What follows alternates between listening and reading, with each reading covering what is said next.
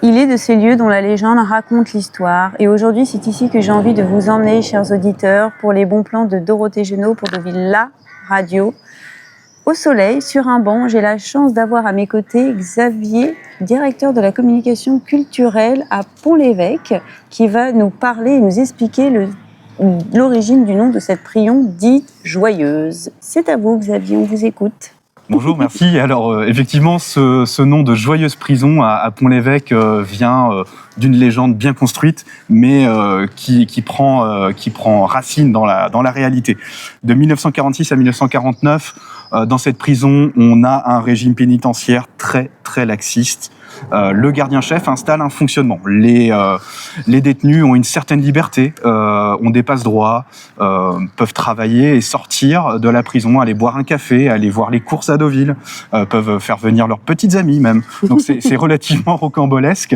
Et ce fonctionnement, fonctionne plutôt bien jusqu'en 1949. Et c'est là qu'en 1949, on a un détenu célèbre, René Girrier, qui nous rend visite finalement après un vol à Deauville.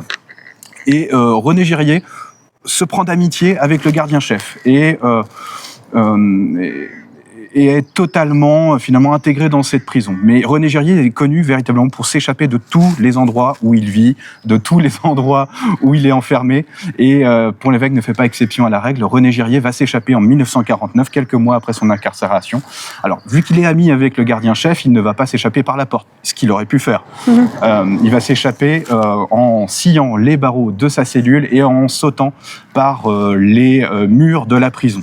Et avec un certain panache, puisqu'il va se permettre de saluer les gendarmes en fuyant en véhicule au moment de son évasion. Cette prison va ensuite faire partie d'un scandale, bien sûr, ça va mettre la lumière sur les conditions de détention, et en 1953, la prison ferme, ce qui donnera lieu à un procès en 1955 où le gardien-chef et certains personnels seront condamnés pour ce régime un peu spécial.